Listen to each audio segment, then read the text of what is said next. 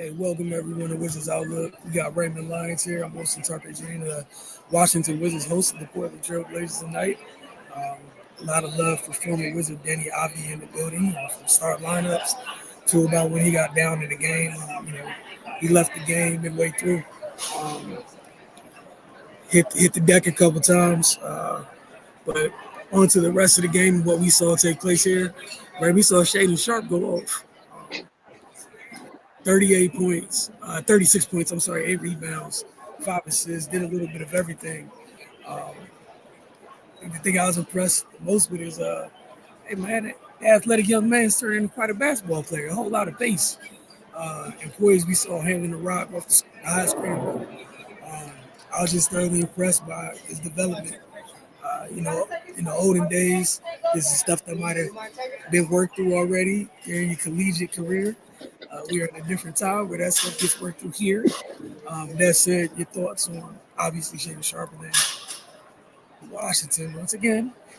A couple of key stretches of moments in the game where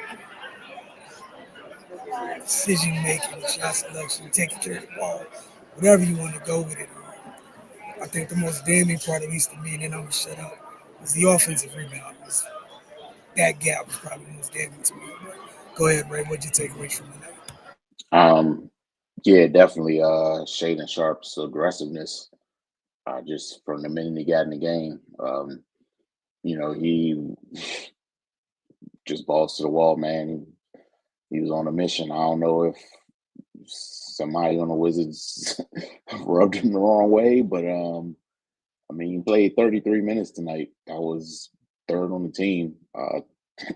Put up 26 shots, so he was definitely getting his money's worth. But as you pointed out, the offensive rebounding, they got to do something about that, man. We talk a lot of times about the Wizards checking off or not checking off boxes. The three boxes they didn't check off tonight cost them the game.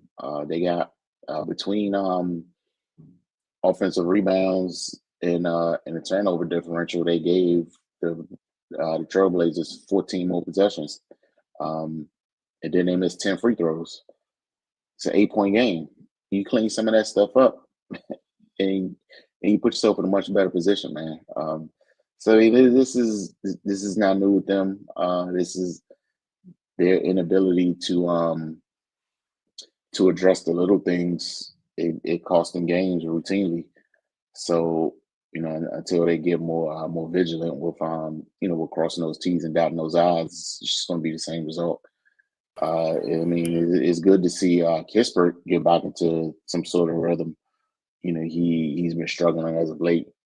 So it was good to see the ball go in for him. He missed his first three, but then he made the next five or so. So yeah, hopefully he can that carries over into the next few games. So but yeah, man, it's some good things happen, but if we want to do 10 good things and let three bad things cost you the game, then what's the point? But yeah, as always, they just gotta figure out a way just to minimize the damage, because you're not going to play perfectly every second of every game. But those times when you're imperfect, it just can't be that far to the left where it's enough to cost you. So yeah, man, like the offensive rebound disparity was wild, but the 10 free throws is that's probably as much of a reason that they lost as the offensive rebounds, man. Like he can't miss 10 free throws like that on top of turning the ball over. I think they had 19 tonight.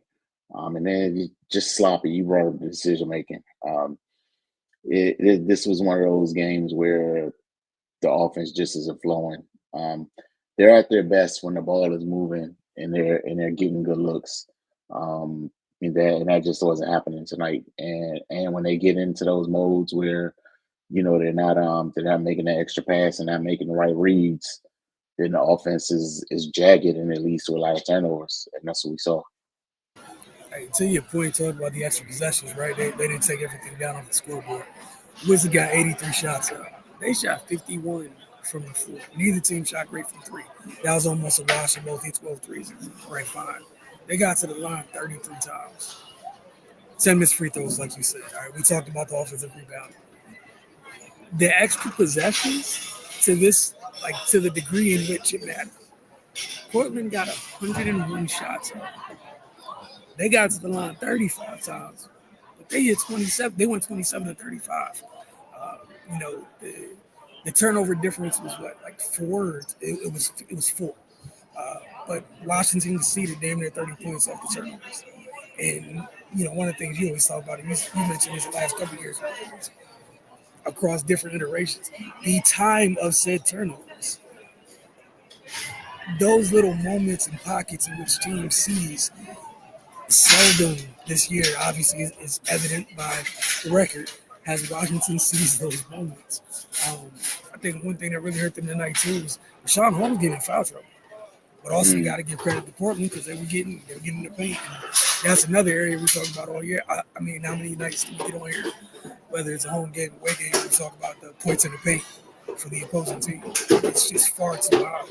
Um, I think one thing, I tweeting throughout the game, that was, I think, late in the game, I did like the defensive lineup that was out there. I could imagine what it would look like maybe if Sarr was the big that was out there, but it was even with Poole out there. It was Poole, Smart, Koulibaly, Key, and Poole, Smart, Koulibaly, Key, and who was the other one out there? Was it Marcus Smart? Did you say Smart? I might have said Smart, and I can't count. So say Poole, Smart, Koulibaly, Key, and there was a fifth. I tweeted about it earlier, Uh, and they were out there. Middleton was out there. that's what it So was. sorry, still not used to still processing that. Middleton was out there. And I thought that group did a really good job limiting, like slowing Portland down in the last 2 minutes. But they would turn the ball over and take a bad shot. And that was the frustrating part where you saw them they did the things they're supposed to do on the defensive end and Hmm. did not capitalize on them all. Another big moment. Marcus Smart hits a three, probably was fouled. That was the quickest tee I think I've seen this year. It took me a minute to realize. But I was like, with the crowd going that loud, what? I mean, you want to talk about saying the magic words to get teed up that quick? And that was a big swing too. Like it may not seem like it, but you hit a three. Obviously, would have loved the 4 point play, but you hit a three. Crowds back in it. Opposing team has to come down the score. You've been playing good defense. Foul out to settle yourself. Then immediately after that, he took it over. He tried to throw the ball out. Poole goes to get it. Jeremy Grant picks it up. Yeah, credit to Portland. I talked about them coming into this game the other night. But I'll play the game for you, right? Shade Sharp, man, like that was crazy. So I'm not the only one that He, was impressed by that performance. All right, cool. yeah, I'm just, I'm just impressed that he put up 26 shots. Like, like man, like, but you got to feel a type of way if Shaden Sharp feel like he can put up 26 shots against you. Hey, come on, man. I mean, he wasn't alone. Scoot came off that bench and got going too until he got in foul trouble. Scoot came off. He hit a couple of threes, which, I mean, I'm sure these scouting reports let him shoot a little bit at this moment in his young career. And he knocked down a couple of threes. But yeah, man, Shaden was and that dunk was crazy. I'm Oh yeah. sorry, like, Mr. Champagne, but that was a crazy dunk. Some folks you just don't jump with. Shaden Sharp is might be one of them folks. He almost got another one. Bilal keeps getting a couple, but that dunk was crazy. X factor in this one for you though. Um, I'm gonna stick with the benchmark and go with Scoop. Okay. I mean, you just pointed out he came in. Look for a shot was aggressive. He got a few to go in, and yeah, I think he gave him another added punch off the bench. Especially considering, a lot of times it's the Wizards bench that outperforms the other team, but those two guys came out and Yeah, and they just nullified them from jump. I agree wholeheartedly. 16. I'm sorry, I think I said 10 earlier, but it was 16. School had off the bench in this one. He had 16. Shaden had 36. And you got 12 and 12 from Jabari Walker and Chris Murray. They had 76 of the team's 129 tonight off the bench. And for a while there, I think to start the game was, both teams kind of put their defensive stoppers on the opposing guards. I think Koulibaly started the game out on Simons. He got off to a very slow start, but Shaden got going, and they never really, I think late in the game, Bilal got a couple stops. Him and Key did a good job, but by that time, folks get the rolling already. It's a little too Mm-hmm. late. But yeah, hell of a job by their bench tonight. And yeah, X Factor, I'm going with school too. Take the way out. Shade in the school, hell of a job for Portland tonight, and a whole lot of fun with the no big lineups to close the game. Where no Klingon on the floor for Portland, no Holmes on the floor. For a good stretch there late in the game because of foul trouble, but. We will check in with you guys later this week. Up next, Washington is on the road, and they will be taking on, one second, they'll be in Charlotte on Saturday. So we'll check back in with you guys then.